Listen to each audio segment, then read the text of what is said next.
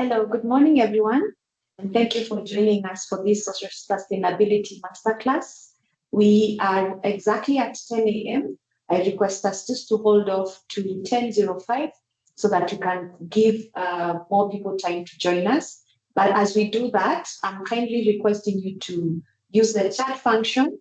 Kindly introduce yourself, write your name, the organization that you represent, and perhaps you can just indicate what you think social sustainability means as we start. Thank you and welcome.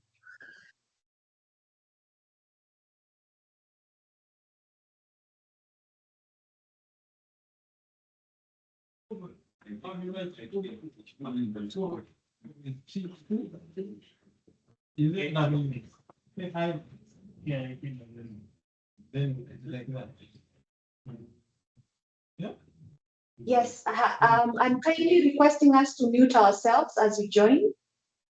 Kindly mute as we join, but we are encouraging you to indicate your name in the chat function. Please write your name, please write your organization, and why you joined this webinar. Thank you.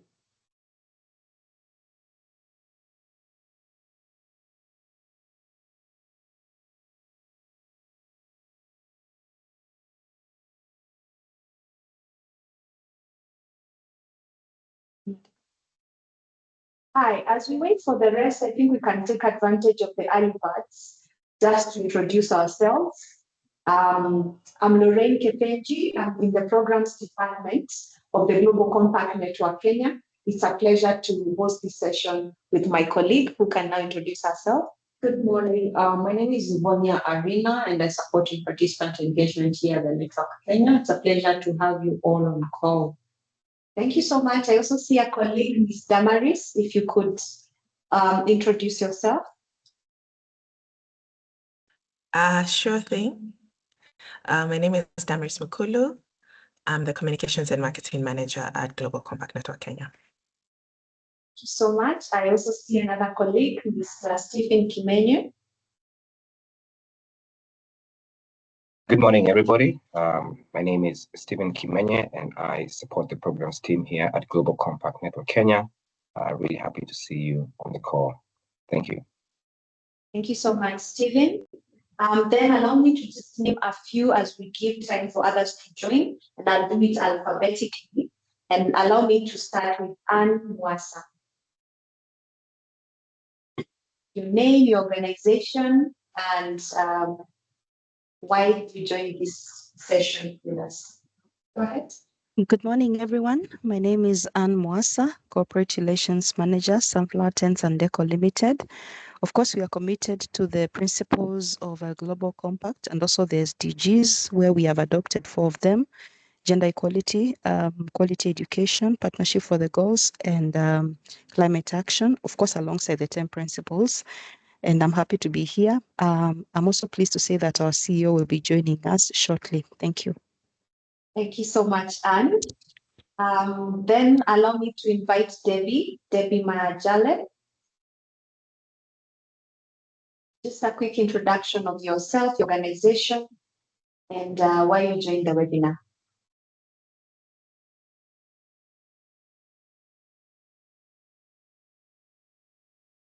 Good morning, everyone. I hope you can hear me. Yes, can. Thank you for the opportunity. As you've heard, my name is Debbie Majale.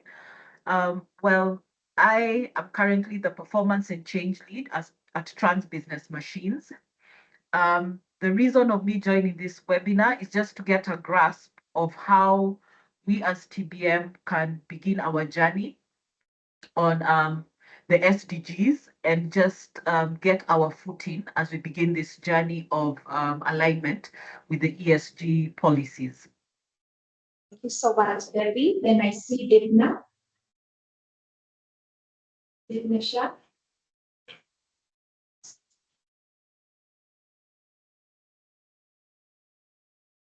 Hi, good morning, everyone.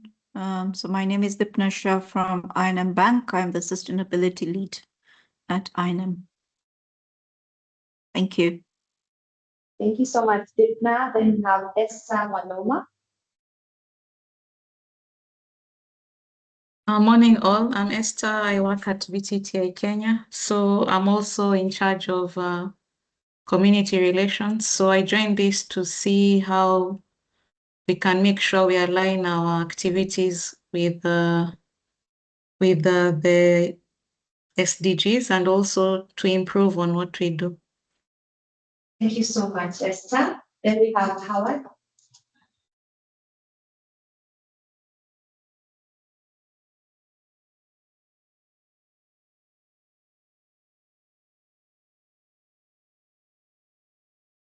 I do understand some of us might not be able to unmute. So if you're in a position not to unmute, that's okay. Allow me to move to Jay Mogo.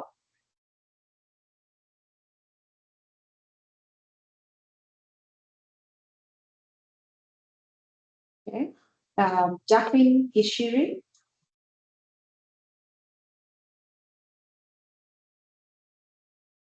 Good morning, everyone. My name is Jackie from Ololo Farm, working in sustainability and community development with the communities around Ololo Farm business. I'm pleased to be part of this workshop on social sustainability masterclass. I'm looking forward to learning more about embedding people-centered sustainability initiatives. Thank you.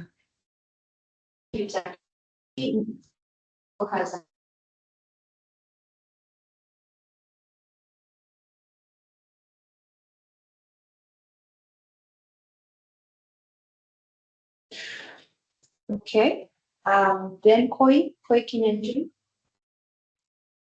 Good morning, everyone. This is Koi Kinenji. I'm the Corporate Affairs Director at Qual. Looking forward to hearing all about best practices and how we can leverage people, purpose, and business for better. Thank you. Linda Njiro. Good morning, everyone. My name is Linda Njiru. I work at Isuzu East Africa in communications and sustainability. I'm hoping to deepen our understanding of sustainability, social impact, and perhaps stakeholder engagement, and also to see how our organization can strengthen its contribution towards creating inclusivity and resilience around sustainable community initiatives. And also looking forward to learn more about benchmarking opportunities. Thank you. So much. Then we have Maureen Matono. Hello, good morning. This is Maureen Magoma from CIC Group. I'm in the People and Culture Department, and I'm looking forward to learning more about how to embed the people-centered sustainability initiatives in the organization. Thank you. Thank you. We have Medrin Arinda. Good morning, everyone. This is Arina Medrin from Movit Products Limited, Uganda. I'm a finance officer, and my major reason for joining today is to learn more about sustainability, mainly a social part of sustainability. Thank you. Thank you, Medrin. Then we have Melvin Batak. I hope I didn't mispronounce your name, Melvin. Good morning, everyone. My name is Melvin Botuk. I'm a graduate in training at Isuzu East Africa within the Corporate Sustainability Department, and I'm eager to learn how we can build strong, resilient organizational foundations that drive businesses into this ever-evolving future, and how stakeholder engagement and the people play that critical role. Thank you. Thank you so much. Then we have Mercy Tote. Good morning, everyone. My name, as you've heard, I'm called Mercy Tokte. I work with Hiken East Africa as an assistant HR. I joined this online platform for me to learn also on ESG policies. Thank you. Thank you so much. Then we have Milton Ododa. Good morning, everyone. My name is Milton Ododa from Safaricom in the sustainability team. So my main interest to join this particular masterclass is to appreciate the actionable insights into human rights, employee well-being, and community impact. Thank you. Thank you so much, Milton. Then we have Nancy Onwonga. Morning, everyone. Yeah, it's Nancy Ononga, but I go by Barongo. But then either way, I currently serve as the HR manager at iEngineering Kenya Limited. So I've joined this masterclass to deepen my understanding of sustainability and strengthen my ability to integrate sustainable and people-centered practices into HR and organizational management. I'm particularly interested in learning how HR can play a more strategic role in promoting employee well-being, inclusivity, ethical workplace practices, and long-term organizational impact. Thank you. Noah Nakala.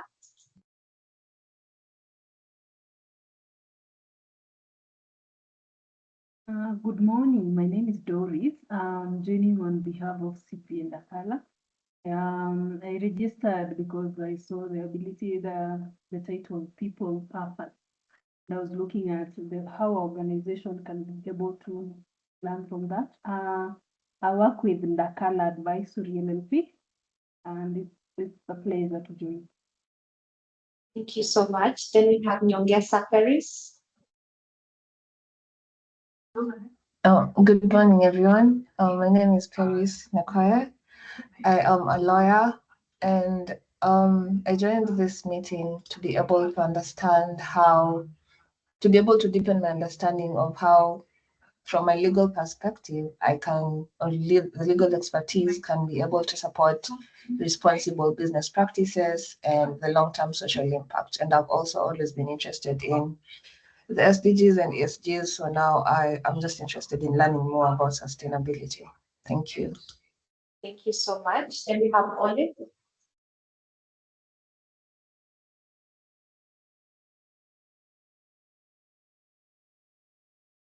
Go ahead, Olive.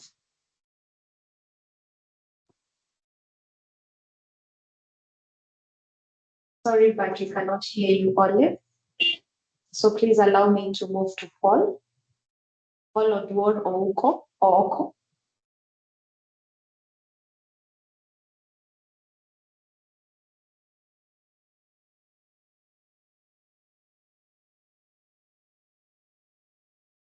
Again, we cannot hear you, Paul.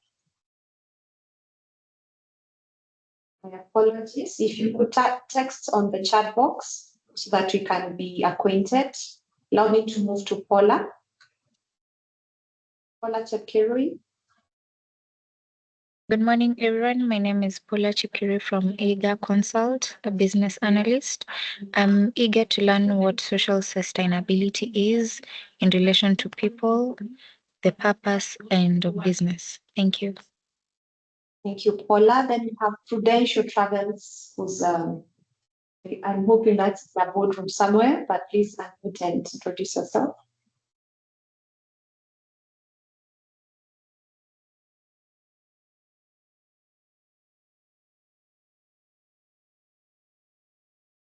Okay. Ruth Wakesho.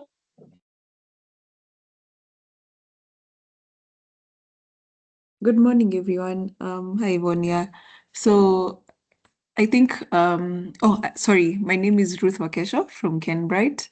We're in the financial services. We offer a range of financial services.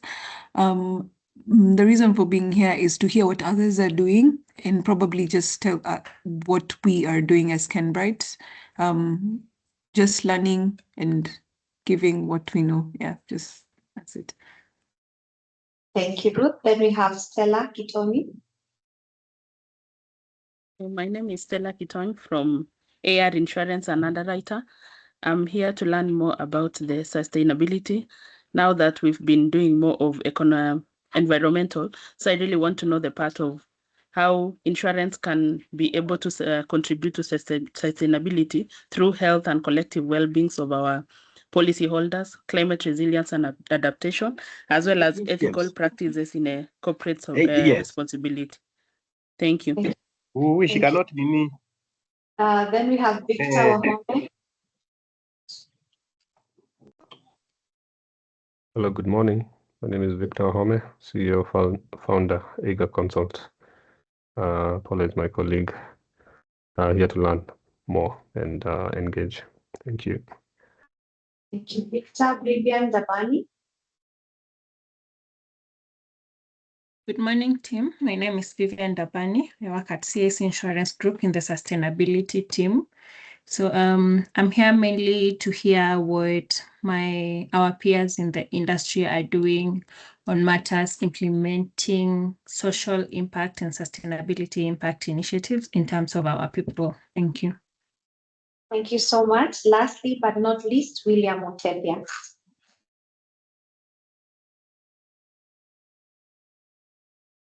Yeah, good morning. My name is William Mutele from Intra Africa. We are in the insurance space, particularly in business development, focusing on retention.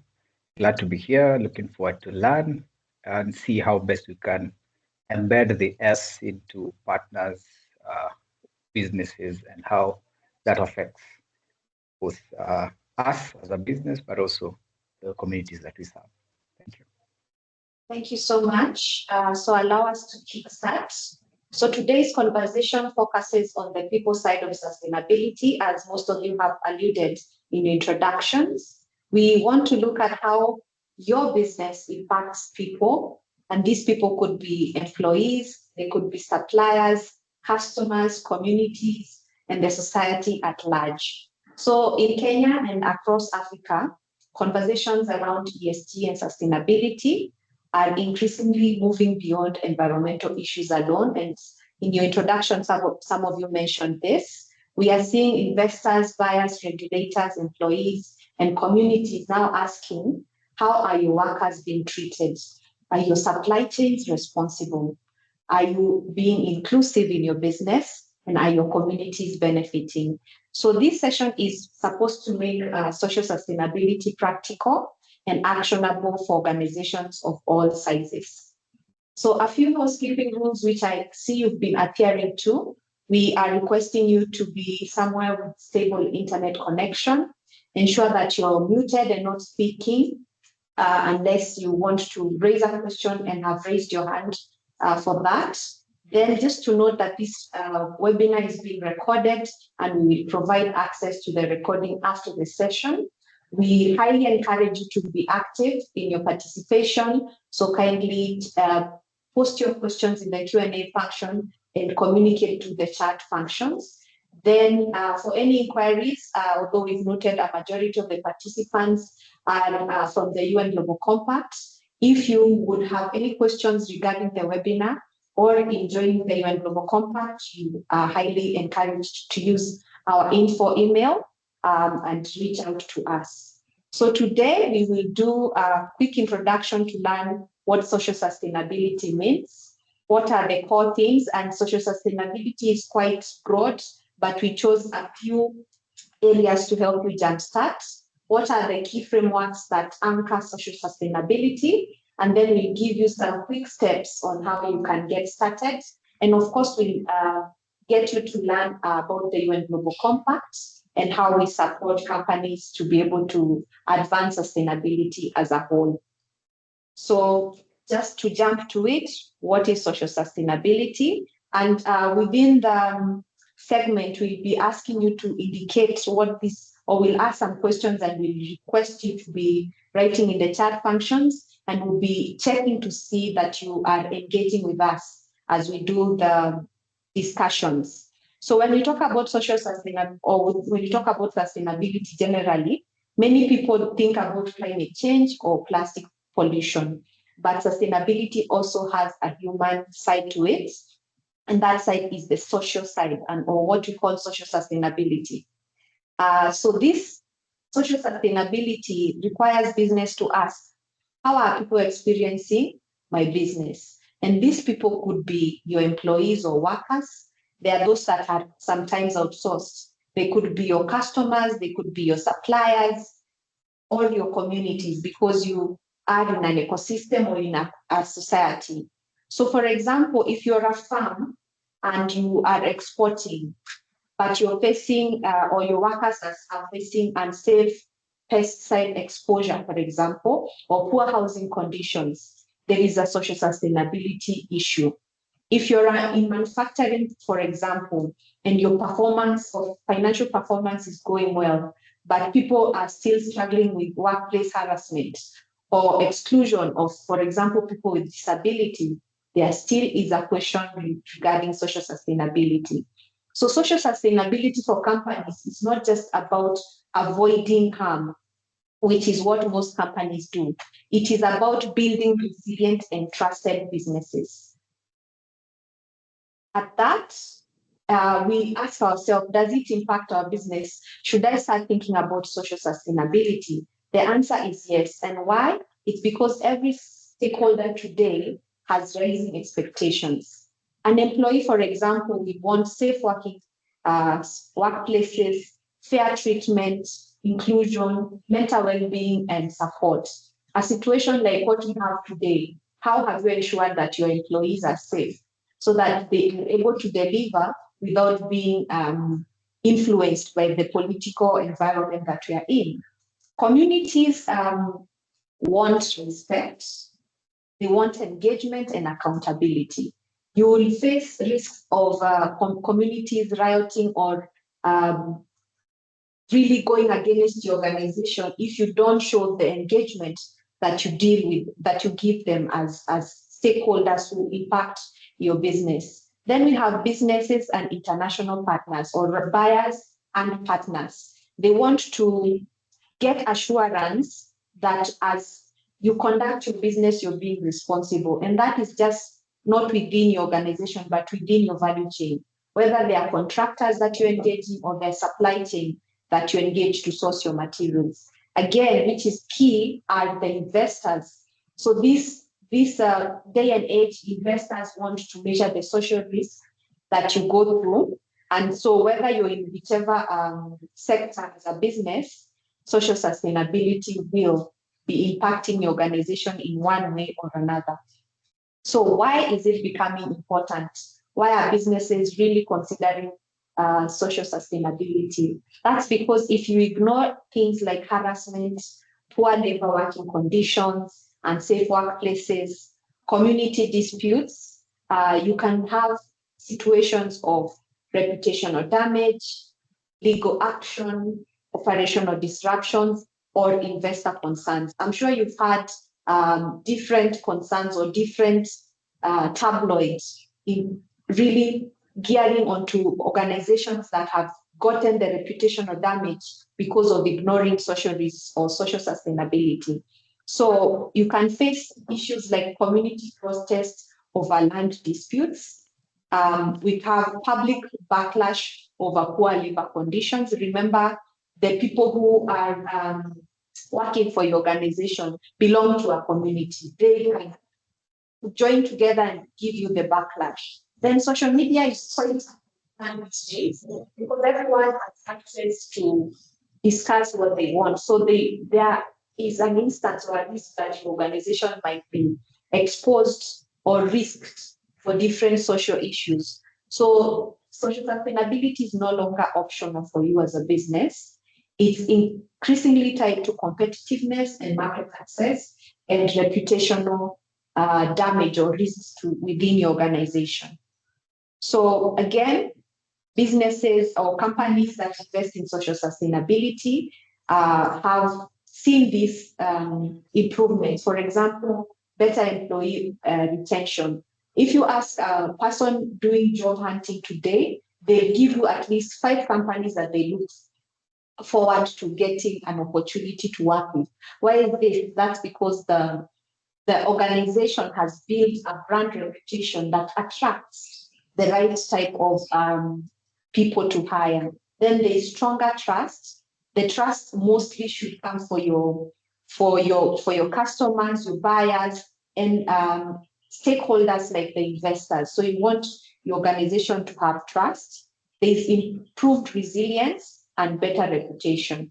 So, for example, an organization that has invested in employee well-being, inclusion, and community engagement has built trust, brand loyalty over many years. You see them as sustainable and able to withstand because of the commitment that comes not just from the employees, but their communities and others around them. So if you prioritize social sustainability to invest in the welfare that comes with people, you have lower turnover, you have higher productivity, and better buyer relationships. Remember, the people are the face of the organization, or the organization is interacted with the stakeholders through people. So it's good business to invest in social sustainability. Now, we wanted to discuss briefly on the few things that we consider practical within social sustainability. And we wanted to highlight 6 themes, and we discuss them one by one so that you can see how your business flags in. We have the human rights, and some of you have heard of the UN Guiding Principles on Human Rights. We have labor rights, which are mandated by law. We have inclusion and gender equality. We also want you to consider employee well-being. We want you to expand that scope and look at your supply chains. Are they being responsible? Are they being inclusive? And also look at your community. So as a starting point, these are the 6 core pillars that when you have addressed and have a good standing to start your social sustainability journey. The first one, I'll discuss the human rights in business. And as I mentioned, these are guided or anchored through the UN Guiding Principles on Business and Human Rights, which consist of 31 principles. But today we'll not discuss the 31 principles, just to mention that they are built again alongside 3 pillars. And the second pillar is highlighted because that is the responsibility of businesses. So the 3 pillars are the state duty to protect, the corporate responsibility, which is the business pillar, and the access to remedy, which is both for businesses and for the state. So the state duty to protect, or the corporate responsibility is mandatory so that businesses are called upon to ensure that their business operations do not have any human rights. And if they do, what are the remediation, or what can they do to ensure that this is remediated against these impacts? What this means is that in today's world, there is a risk for businesses to be litigated in case they impact human rights. And this litigation can be either by the state or from an individual or community that will be impacted. So the UN Guiding Principles on Business and Human Rights tell us to avoid causing harm. And more to that is, in case there is harm, make sure that you have mechanisms to address them. So, and examples of some of the business-related human rights that can be a risk to your business is unsafe working workplaces. Do your employees have the right equipment to ensure that they are safe?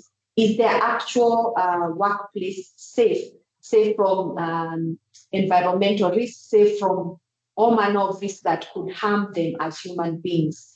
They have issues or concern of child and forced labor, especially in supply chains. To what extent do your policies curb you from working with suppliers that have such risks? We have had issues of harassment and discrimination within organizations and across their value chains. But more than that, are you looking at your community? Is your company polluting their land? Is it harming or infringing their rights to access to water? How are you considering such issues? And the key thing to look at here is to ensure that you're not reacting when a crisis comes. You've set mechanisms that ensure or that allow you to have a step ahead in case it happens. Then if we look at labor rights and decent work,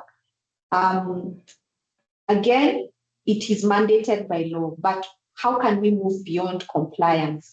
So in labor rights, we want you to ensure that you have fair contracts, so equal pay for equal work done, and ensure that you're considering things like minimum wage and living wage in situations where you can. So do you have safe conditions? Do you give your employees a voice to give you their feedback in relation of your engagement? Do you have freedom from discrimination? Are there opportunities available for all type of people, or is it discriminatory based on the sector that you are? Then just to note that, especially in the agri sector, there is increasing concern, and you will find this in the news articles that bring some companies up to the tabloids, and there are issues related to worker accommodation, the working hours, the freedom of association, and occupational safety.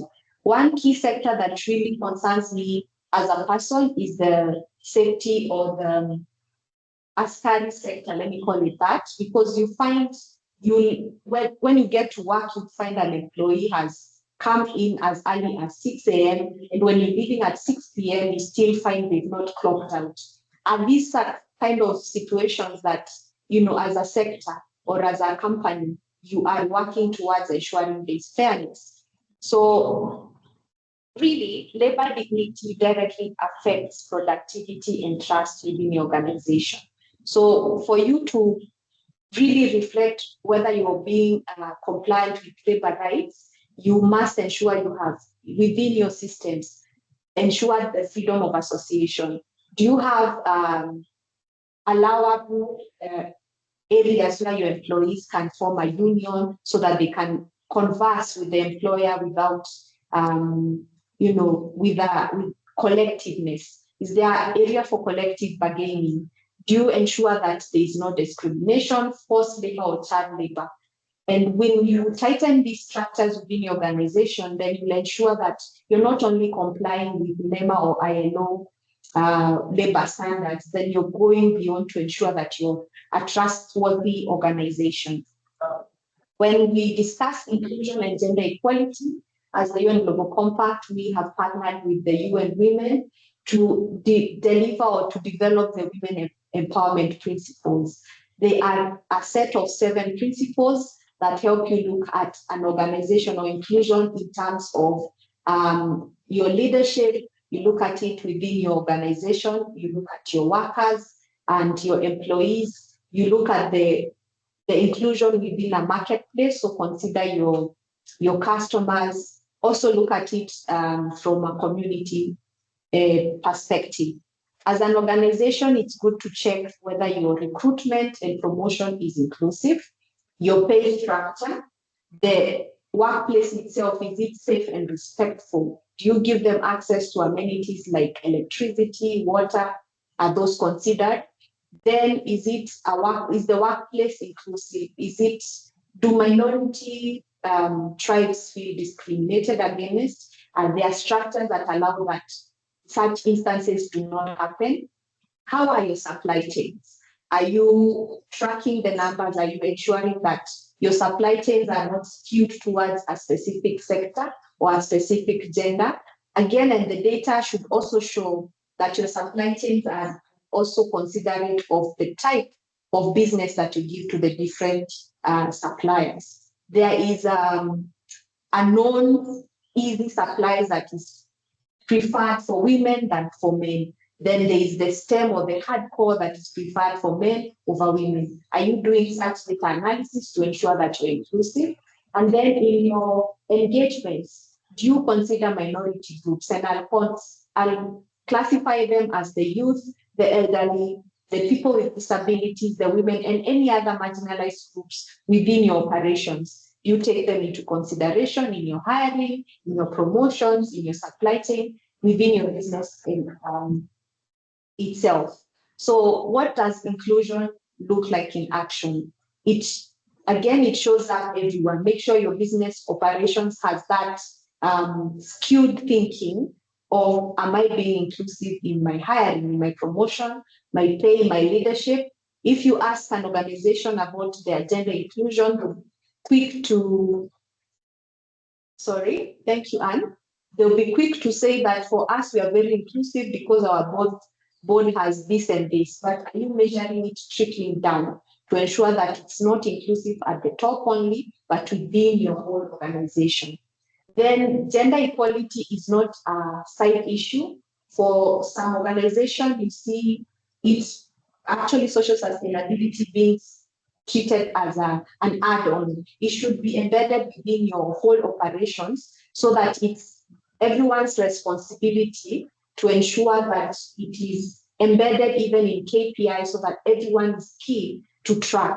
And then apply a gender lens mainly in everything you do and more focused on your supply chains so that you ensure that the practices that you do favor both all minority groups to get access to your business in its operations. Then the fourth pillar or the fourth place that we wanted to discuss is employee well-being and workplace culture. And people who feel safe, respected, and supported typically do better work. You find an organization or an employee being loyal to the organization because they feel respected, they feel safe and supported.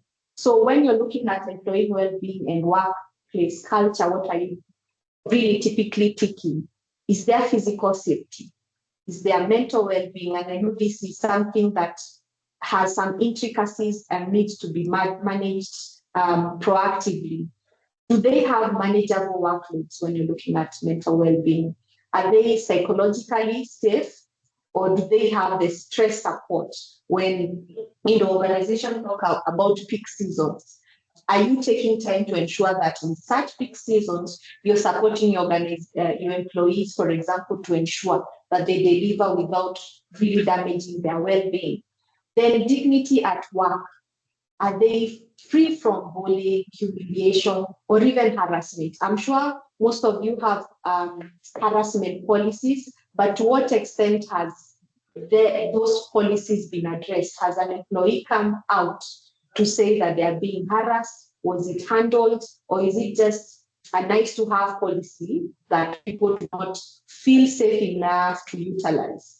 Then respectful supervision. This is quite key, because even as you engage, the supervision or the level between managers and the juniors really define how an employee responds to their work environment.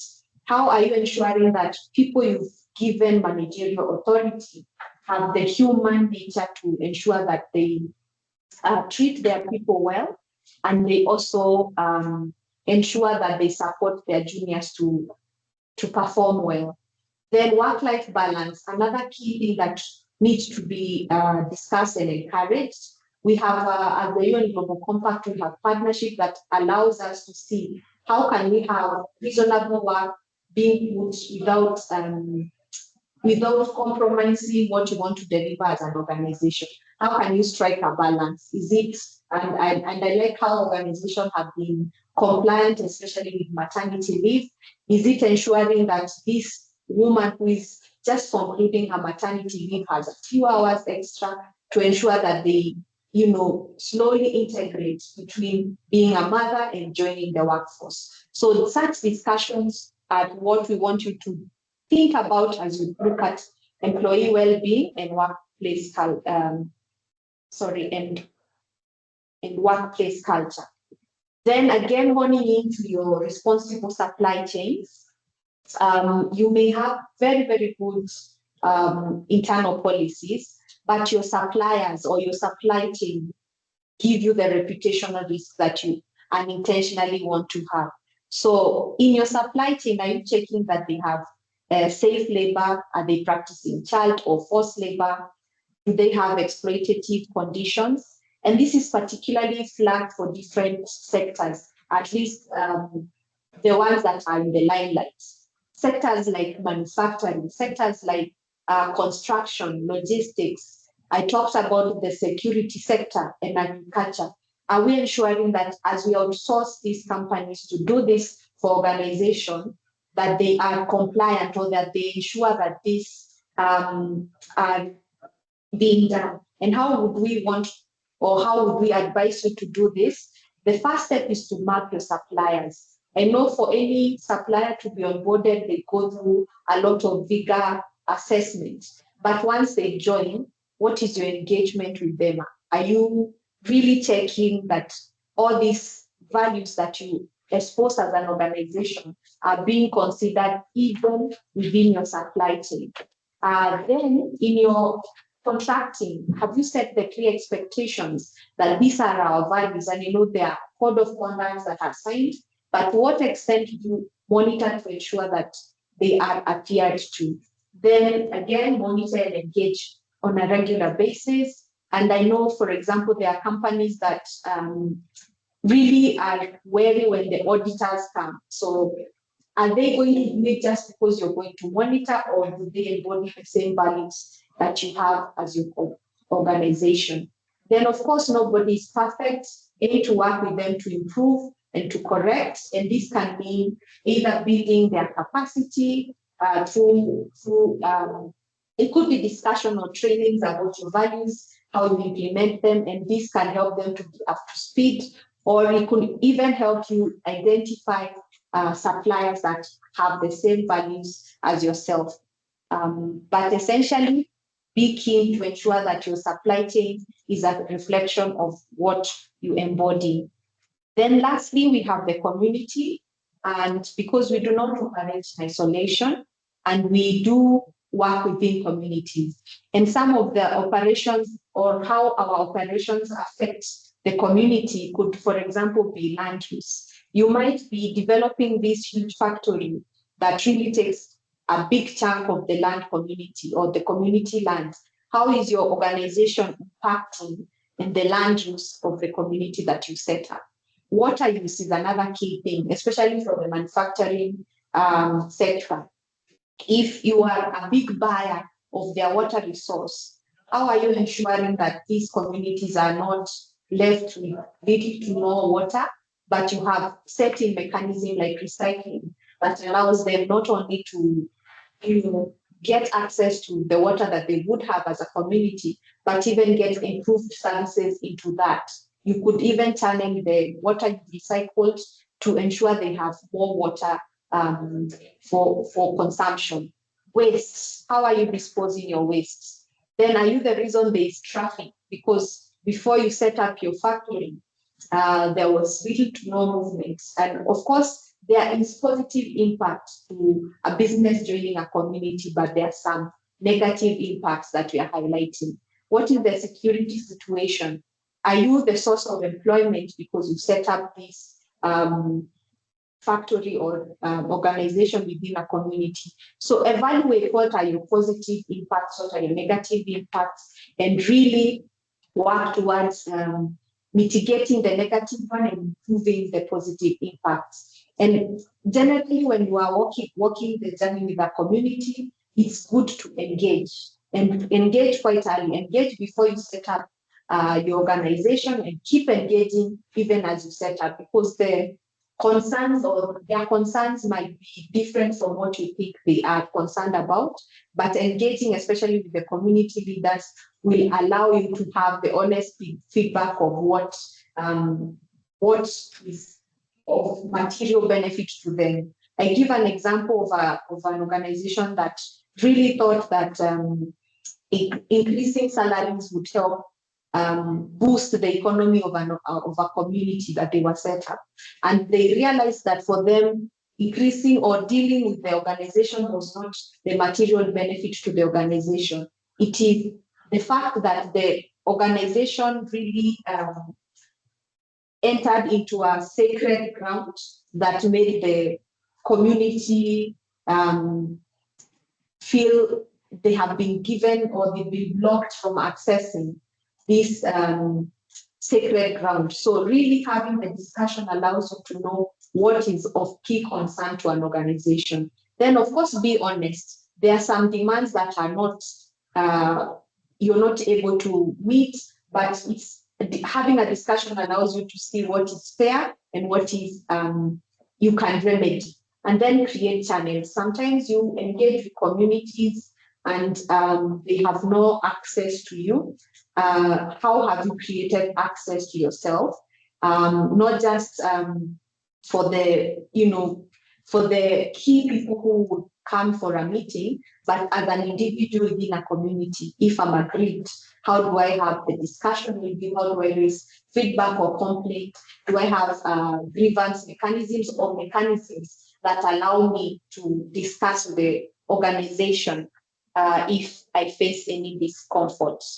And then with that, allow me to give the mic to my colleague to quickly discuss about some of the frameworks we have. Yeah, thank you so much, Lorraine, for taking us through that. So it is very important that as before you can operationalize social sustainability, you need to understand the global frameworks that are shaping the expectations around responsible business conduct.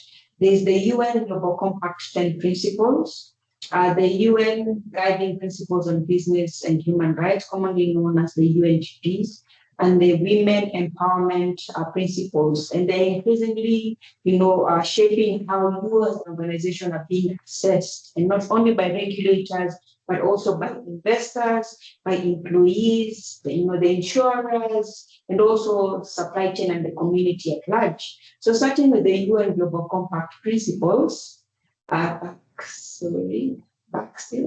So with the UN Global Compact principles, these ones are, they establish the expectations around human rights, labor, environment, and anti-corruption. We'll touch a bit more on them in the slides to follow. And but today we'll be focusing on principle 1 to 6. With the UN guiding principles on human business and human rights, the UNGPs, these ones emphasize how you as an organization have a responsibility to identify, to prevent and mitigate, and also account for how you address the human rights impacts by your organization within your operations and also on your value chain. And then the women empowerment principles, they focus specifically on how you as an organization advance gender equality in leadership, in the workplace culture, in the supply chain communities, and even the marketplace. So what is important about these frameworks is that they no longer sit in sustainability department alone. And I'm happy that we've had a diverse representation on this call. For example, in HR, you're still keen on designing workplace policies that are increasingly aligned to, expect dignity within the workplace and also non-discrimination. And these are also frameworks that are utilized in various departments, such as the legal department, when you're drafting your supplier contracts. These principles and these frameworks come into being. When it comes to the finance department, when it comes to the investment decisions, these frameworks are also key because you are responsible for identifying the ESG risks around human rights and labor. When it comes also to underwriting and in the insurance sector, risk financing is at the core of your priority and responsibility. So it's increasing how an organization, social sustainability stems not just within the sustainability department, but across all the various departments represented. These are the 10 principles of the UN Global Compact, and they are anchored around these 4 thematic areas, that is human rights, labor, environment, and anti-corruption. They are drawn or derived from various UN declarations over time, that's the Universal Declaration of Human Rights, the ILO Declaration of Fundamental Principles and Rights at Work, the Rio Declaration, and also the UN Convention Against Corruption. What does that mean practically for businesses? It means that you are responsible for ensuring that people within your business ecosystem, that is your employees, your suppliers, the contractors, the customers, and also the communities are treated with dignity, with fairness, and respect. And as an organization, become more thoughtful and you as a leader within this space. It's also about protecting the reputation of the organization, reducing operational risks, and also improving talent retention, because employees want to get at an organization that takes these fundamental principles at the core of their operations. Additionally, it's about strengthening the stakeholder trust and also future-proofing the business. Now, human rights, we can focus, it focuses principle 1 and 2 focuses on how you respect human rights and avoid complicity in human rights abuses. What this means for businesses is that you're protecting human dignity at every level of your operations. For example, the organization should ensure fair and inclusive access to services and also opportunities. Here is where data privacy comes into play, and confidentiality. It's a fundamental human right. As an organization, how do you handle sensitive employee and also customer information?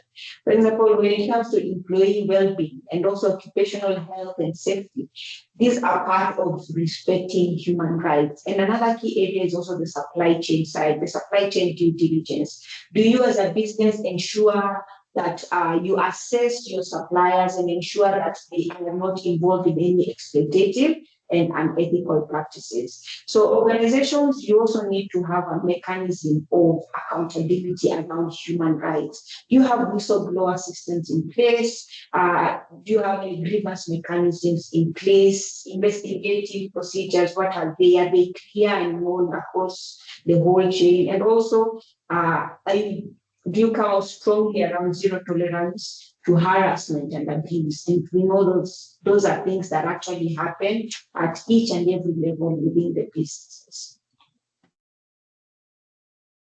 Okay, so when it comes to the labor practices or the labor principles in actions, we are looking at principle 3 all the way to 6. And here the focus is on freedom of association, eliminating forced labor, and it takes various forms and shapes in the current era or world that we are in. We're also looking at abolition of child labor and also non-discrimination. Across various departments that are represented here, these principles come out quite strongly. Within HR, we're looking at leading on ethical recruitment across all roles, diversity, equity, and inclusion strategies, and fair wages and also workplace well-being. For the legal teams is how do you enforce labor law compliance and integrate protection into employment. Corporate communications is also not left out. When you're looking at communications, so we're looking at ensuring transparency in employer branding, and also responding to work-related reputational risk. How does social sustainability come out strongly within the communications? And also the finance sector. How do you assess the labor stability as part of productivity, the retention cost? I mean, there's a cost that can be avoided given observance to the labor principles that we have in action. So a number of organizations and departments across the board it's your mandate as an organization to ensure that it cuts across. So labor sustainability is therefore a direct indicator of operational maturity and also risk maturity.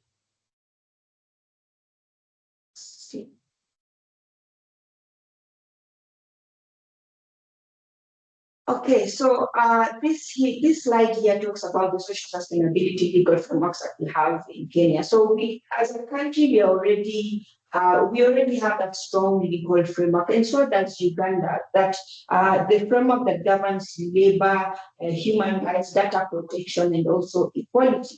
But what is changing is not the law; it's how deeply these requirements are being embedded into the business systems. Today, various departments, various organizations are structured or operationalize labor laws in your day-to-day. So different departments, I still want to focus on those departments that are represented here. I think it will come quite clear that it is not a sustainability issue, but it is your day-to-day operational issues. The HR system must operationalize these labor laws in daily practice. And you can see the Constitution of Kenya Act, where the focus area is on human dignity, equality, labor, community rights. You're looking at Employment Act, the Occupational Safety and Health, Labor Relations, Data Protection Act, Environmental Management Coordination, and Sexual Offense, National Gender Equality, UNDP. So you can see there are a number of laws across the country that actually govern social sustainability within the workplace. So sustainability teams as well, they sit across, all of these to ensure that there's alignment, reporting, and also continuous improvement. But again, all other departments, communications, underwriting, finance, and also HR are at the heart and realm of all these flows. So the shift displays that compliance isn't, it's not an endpoint. It's actually the starting point for responsible business, regulation, and responsible business conduct.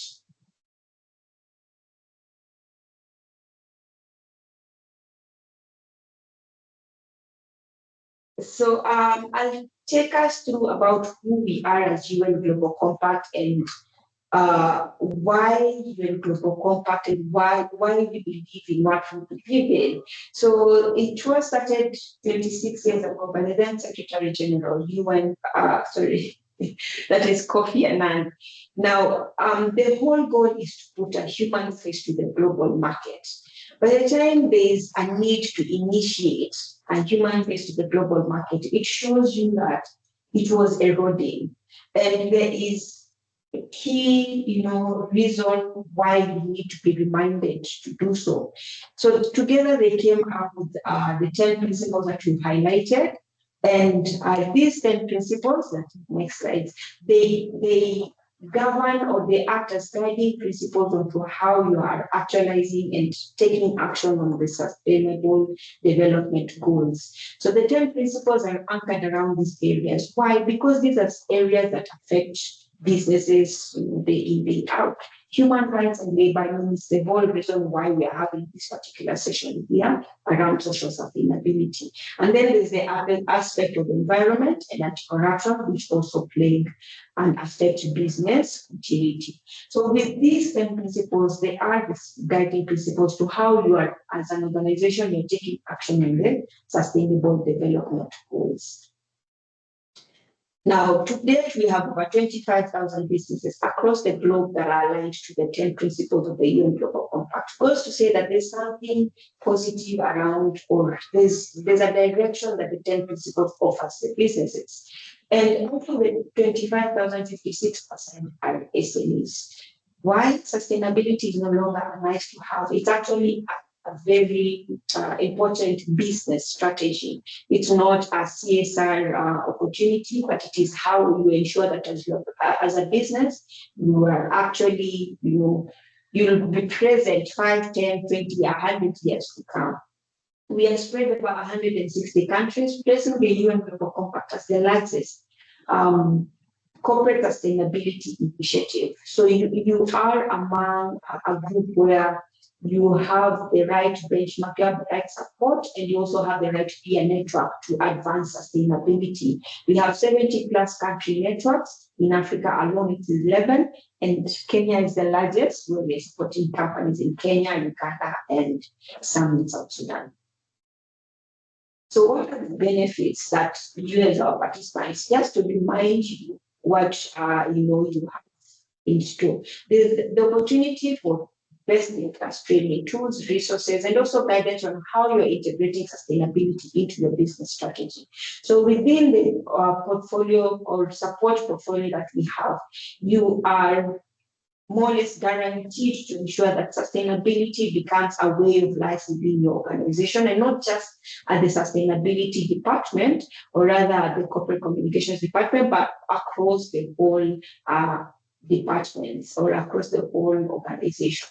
Now, being a participant of the UN Global Compact, you also get the opportunity to access partnerships with a range of stakeholders, 25,000 plus companies. If you are intent on getting a partner for 1 or 2 projects, initiatives, then that is the best place to start. And then, as the UN Global Compact, we offer a platform to showcase what your organization is tackling in the areas of sustainability. And that is both to the local, the regional, and also the international clients and investors. And it comes quite broadly also communicated through the communication and progress report, which is currently underway. That is the reporting window. So I hope you get the opportunities to also join the COP sessions. The UN Global Compact also offers an opportunity for networking and engaging in ESG work streams. such as this, and also across other different environmental and governance work streams. How then do we deliver value to you as an organization? This is a global framework as the UN Global Compact, and within this global framework, we support you through the country network enablement, ensuring that we translate the global sustainability agenda into the local or rather the regional markets in which your business is operating by providing you with practical tools and also action programs. And within all this, ensuring that there's peer exchange and there's collaboration between companies. So I hope even as we introduce one another at the beginning of the session, you're able to identify who is in the room and also where you can actually partner in areas of sustainability to ensure that you are, you are delivering, you're also gaining the value around peer exchange and collaboration. So the programs that we have that are tailored are anchored around these key pillars or key framework, the ESG framework and the enabler kind of programming activities. So we do have also programs around climate mitigation and climate resilience in nature. So we help you understand your emissions, we help you identify how you're contributing to nature and biodiversity. If you are affected within the water stewardship and also the ocean areas, those are programmatic support that we have around this particular area. Also understanding decarbonization and focusing on circular economy and what your contributions are as an organization. When it comes to the social sustainability of things, we're looking at human rights and equality, decent work and living wages, women's leadership and economic inclusion. And this is the whole backbone of today's session around sustainability and how you're operationalizing social sustainability within your organization. Then there is the governance side of sustainability. We focus on anti-corruption and transformational governance.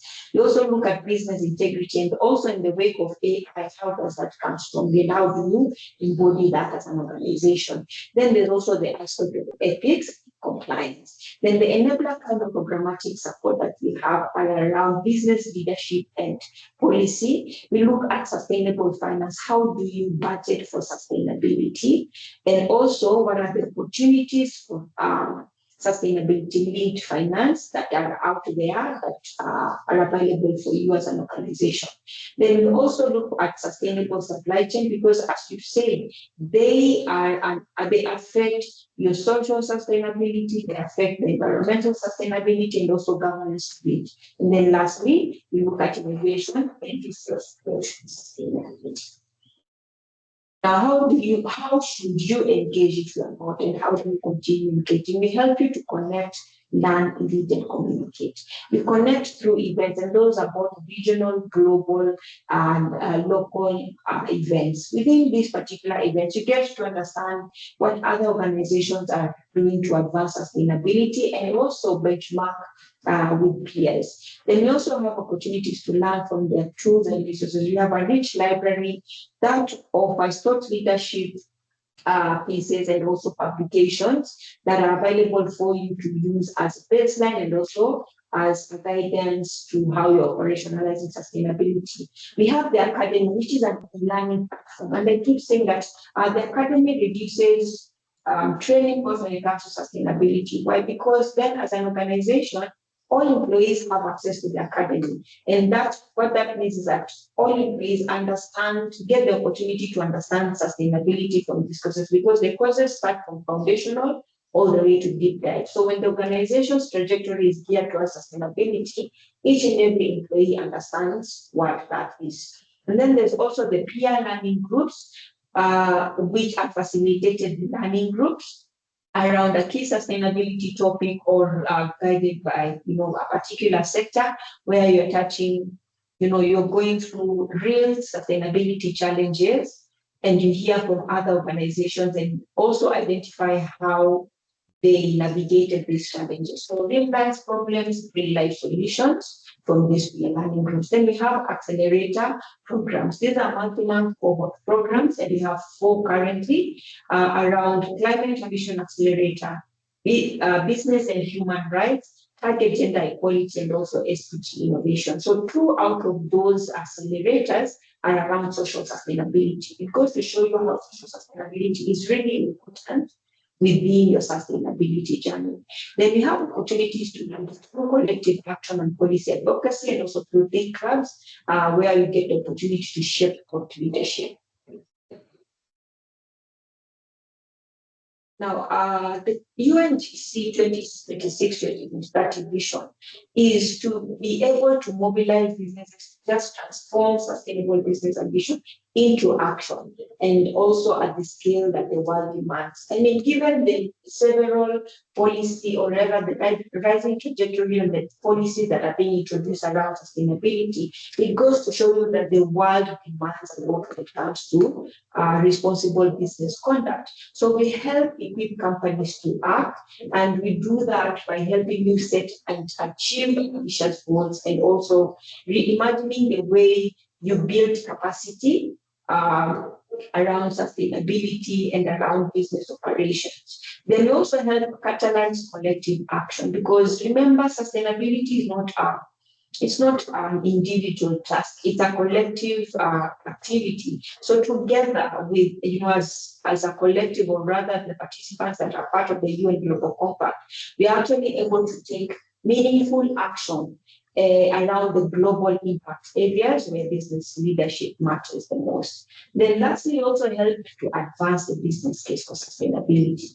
The goal is to ensure that we drive lasting change, that the future of, or rather the companies, or the future of tomorrow ensures that we ensure that they actually have the resources that they require to still thrive, just as the organization today is thriving. So it is a strategic imperative, as from all of us, to ensure that we advance business sustainability.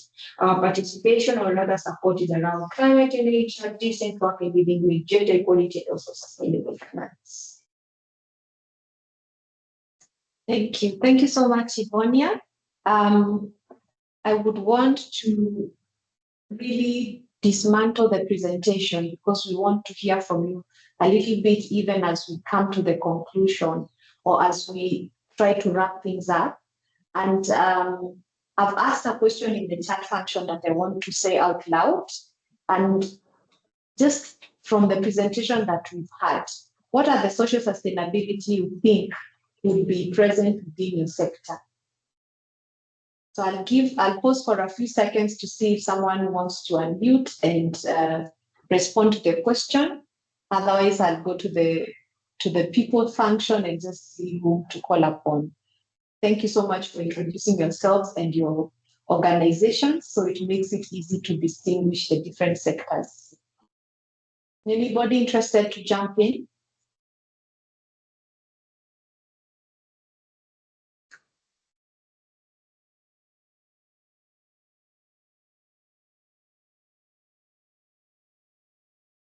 Okay, so Anne Dongo, would you be kind enough to introduce yourself, your organization, and which social sustainability risks you think would be key for your organization or for your sector specifically?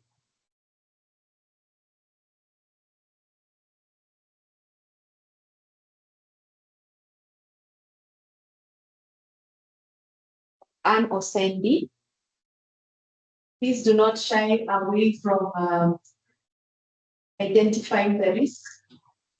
It helps you to be better prepared in addressing it.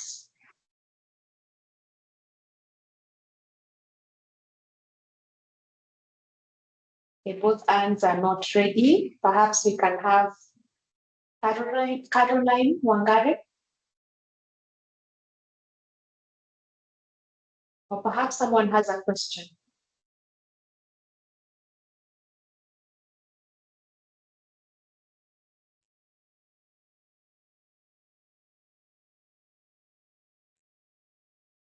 Yes, James. Yeah, thank you, Lorraine. Yes. I'm James Chimera from Kengen.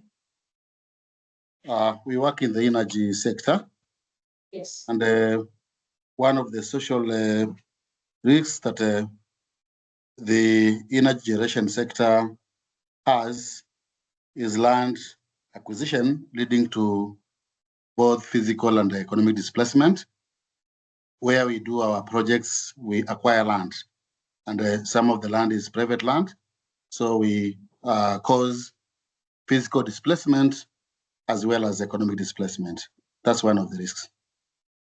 Thank you so much. What a brilliant first example in the energy sector, which is land acquisition. Jacqueline Gishiri.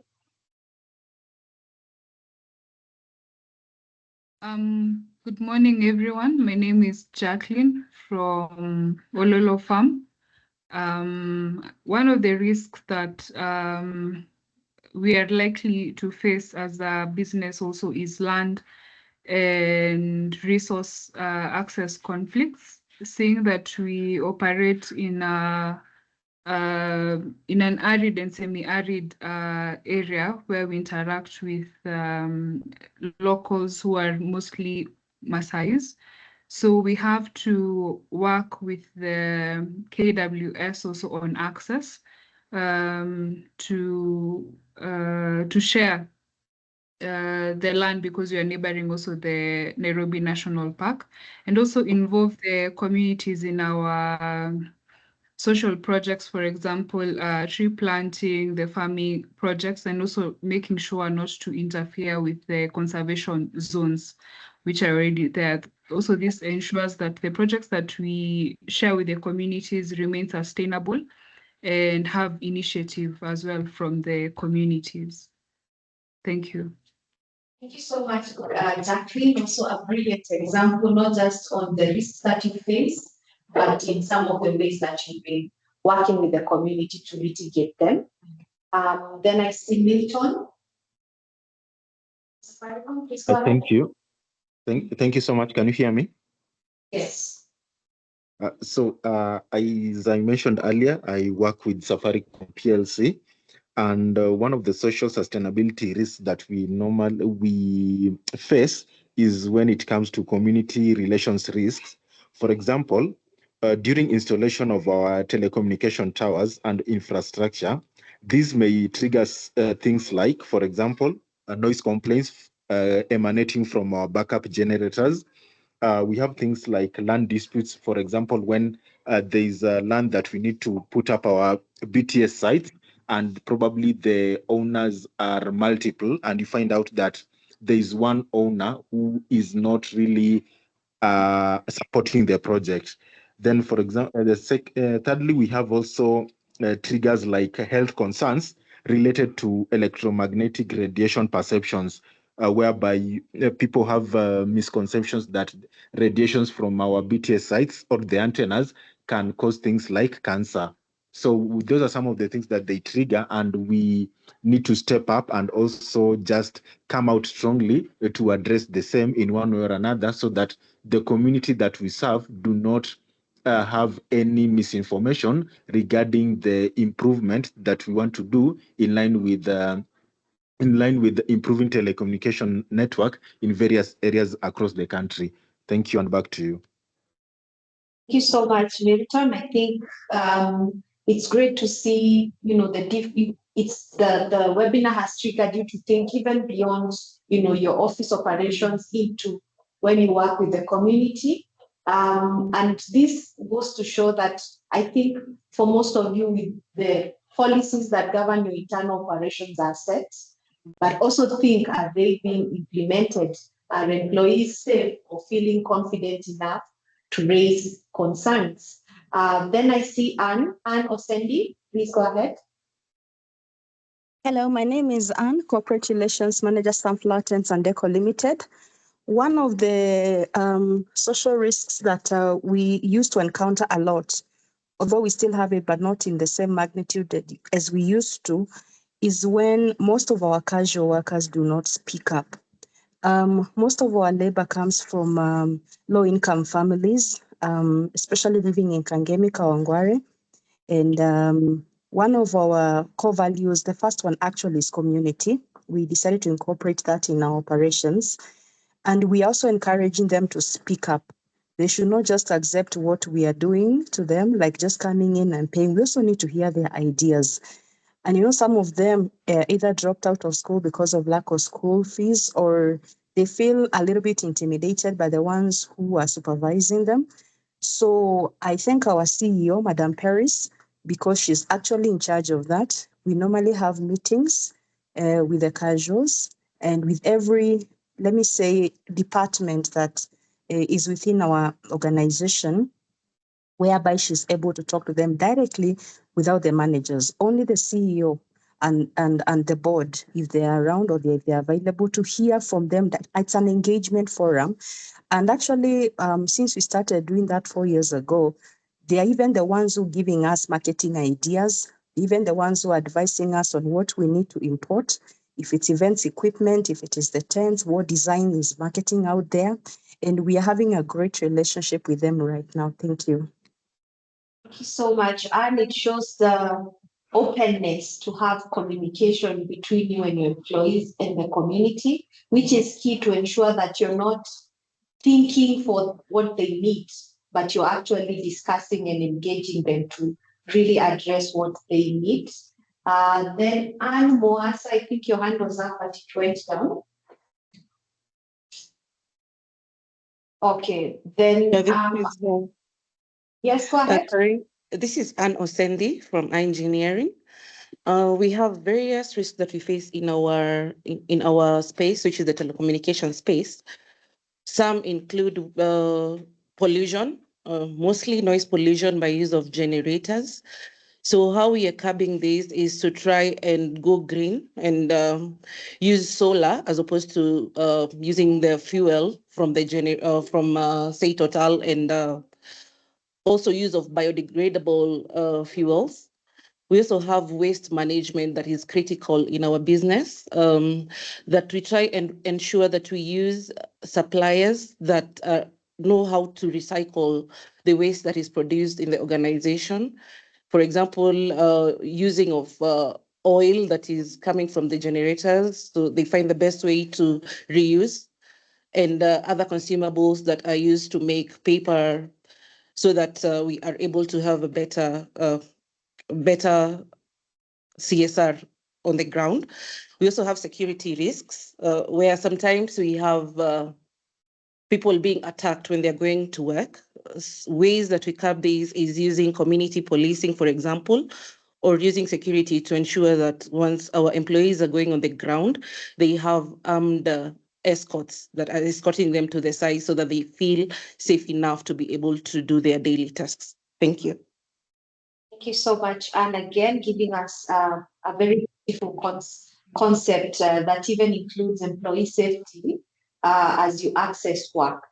I've seen Ruth Wakesha from Kenbright giving us her risks on reputational exposure through third parties, human rights abuse, and child labor. I don't know if you're in a position to unmute and just expound a bit, Ruth.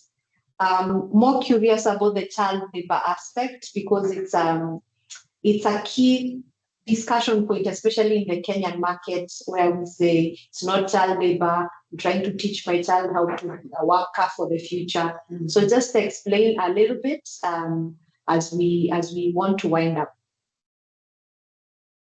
Hi once again.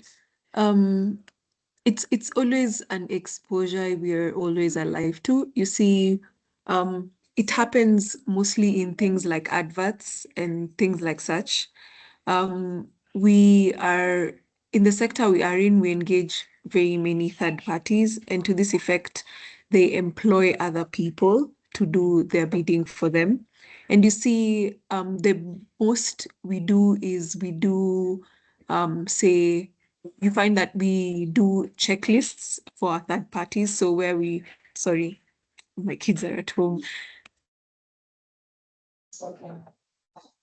Okay, we are very inclusive in this webinar. So we try our best to have our suppliers also more aware of these risks. So we ask that they divulge this information to us. We ask that they make sure they're not using child labor, they're not forcing these people to work for them. But you see, we are also aware that they may just do it as a tick box exercise. So it's always a risk and that we're aware of. So I'd like to hear how to better enhance this. Like, how do you ensure to a degree, to like a 90th degree and a 100th degree, that it's not going to happen? Because you see, the most we can do is follow up, tick box. But as long as we are just asking them to ensure, then how do we make sure that they're not doing it? Thank you so much. That's what I was inferring to with, you have a code of conduct and you do vigorous assessment when you're onboarding them. But what measures are you doing beyond onboarding? I know in the agri sector, for example, they have farmer check-ins. They sign a contract that once you become our supplier, we'll be checking in maybe every quarter or every month. And with that signing, there are spot audits that happen every now and then. And the experience has told us that, you find people rushing to ensure that the woman we know brings their child to fetch water. Can we make sure that that woman is not working today so that we are not told we are infringing or having child labor?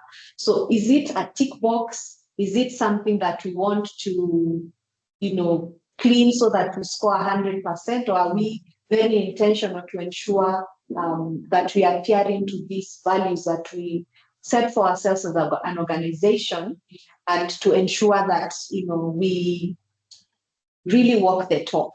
Yeah.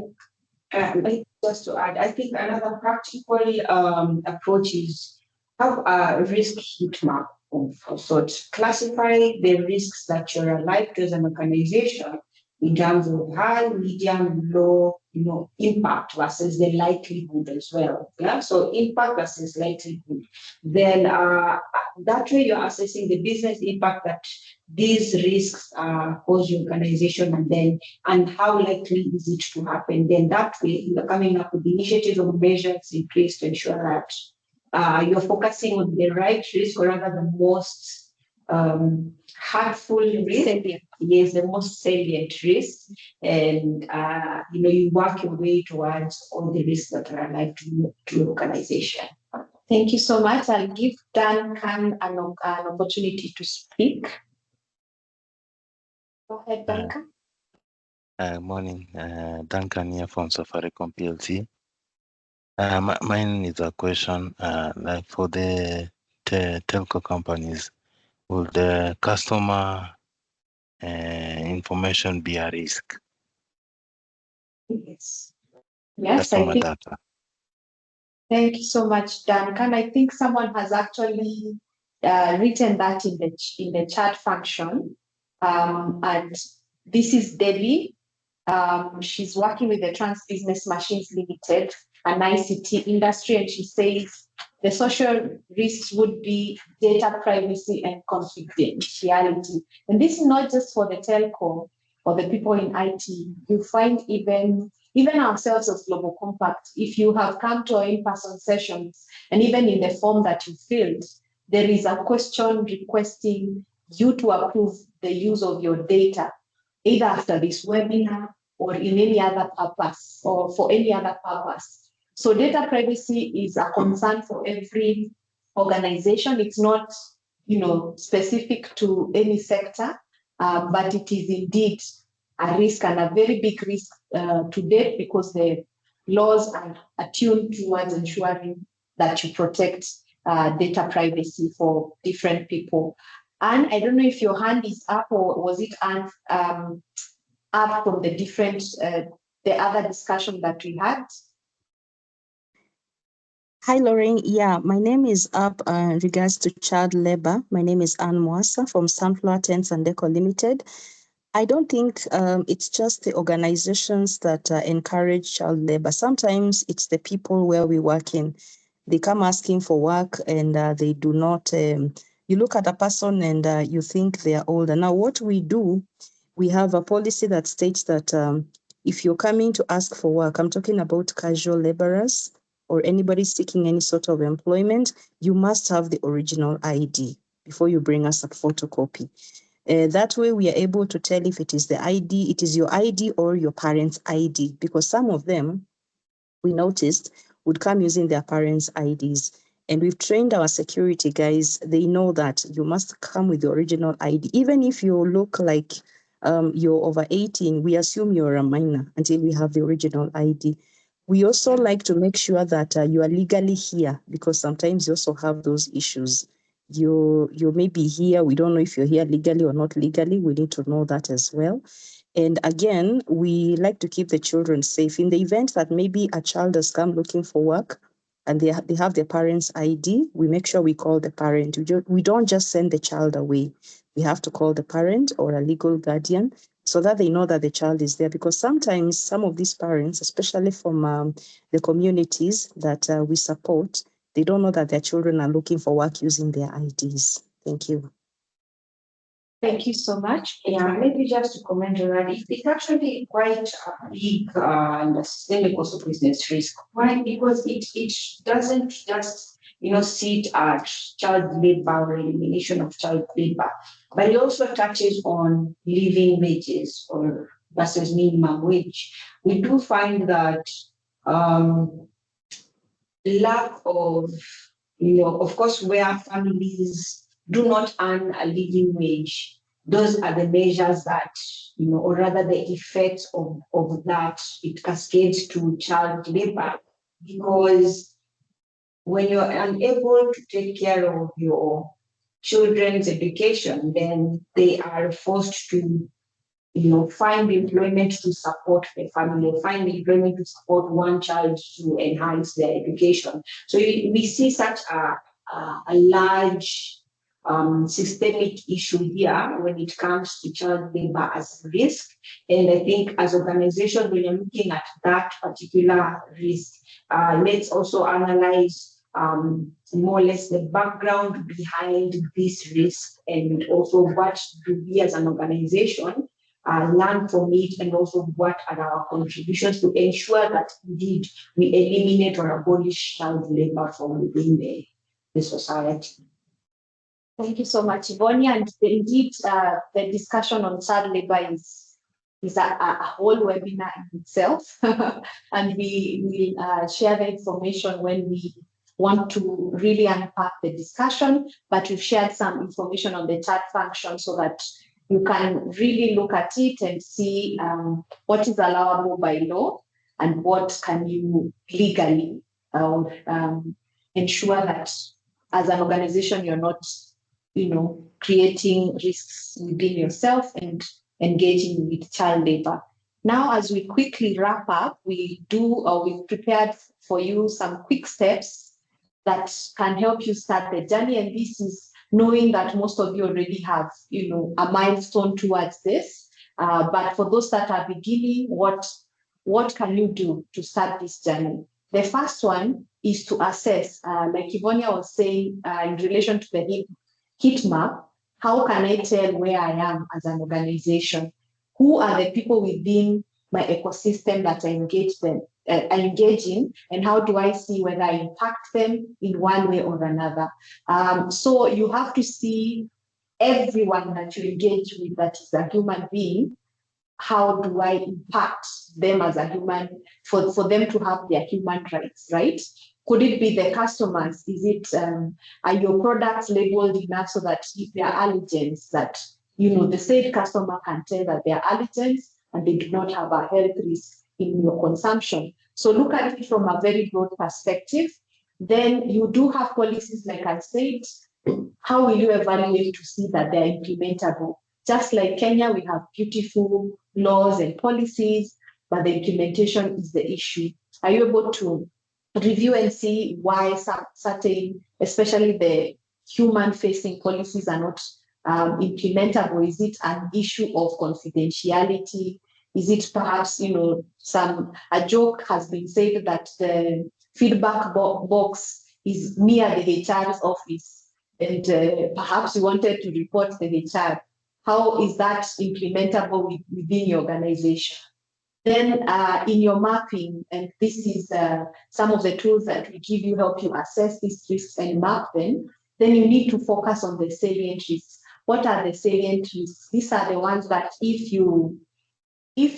they happen, they impact many people. And if they also happen,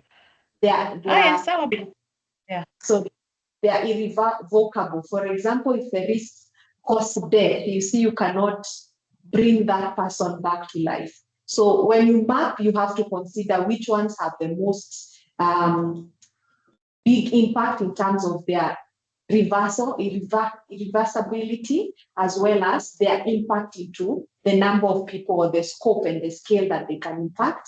And you want to focus on those. It is the little steps that you do that allow you to be risk or prepare for the risks that you could encounter as your organization. Another key step is to have communication channels. And forgive me for calling them grievance channels. They could be feedback channels or grievance channels, but ensure that the communication process within yourself as an organization and any other human is accessible. It is the looking at when, for example, job seekers go to organization and at the gate, the security refuse them access. Is it to avoid risk for your organization, or is it also to deter the communication between yourselves and the people? Then most importantly, make it a leadership issue. Sustainability has to be endorsed from the leaders. Otherwise, if you make it a one team or a one person agenda, it will not be integrated. The best would be to have it owned by your leadership and then have it as KPIs within every other function within the organization, so that they embody the values of inclusion, they embody the values that you have within your organization. Then very quickly, we did have some practical steps mapped out for you that you can do within a 90-day period. The first one is to create leadership awareness. And I'm very, very pleased that some leaders, CEOs have joined this webinar. So that makes it very easy for you in that organization to have this discussion on what you need to do to address social sustainability within your organization. Then build internal awareness. Once your organization has, endorsed as a leader, this is what you want to stand for. But then are the people who are to implement aware that these are the things that we want to look at? Are we, packing them within a manual that is either in the cloud or in a box shelf somewhere, or are we making it aware internally and including to your supply chains? Then conduct the initial assessment. Again, these are tools that you get once you are in the UN Global Compact that allow you to do these baseline assessments to ensure that your policies, your risks and concerns are evaluated. So this is the first 30 days. Then within 31st to 60 days, what do you want to be looking at? Your internal actions. Are your policies needing strengthening, or are they in existence to begin with? Is the employee engagement uptake improving since having the capacity building or letting them know of your new values? Are your supply chains being given these same policies? Are they being evaluated? Is it going beyond a tick box? Do you have audits that you take with them to ensure that you work together? Then what is your strategy in community engagement? It could start with within your county, who is the chief within where you operate?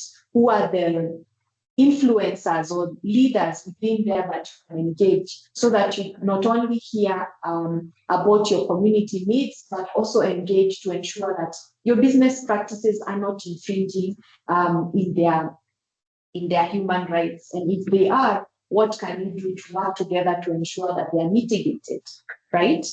Then in the last 30 days, which is the day 61 to 90, begin integration and accountability. Ensure that there is someone who takes ownership and really drives this. Otherwise, if it's an agenda that is not accounted to anyone, it will not be able to track, and therefore you will not be able to report on it after a period of time.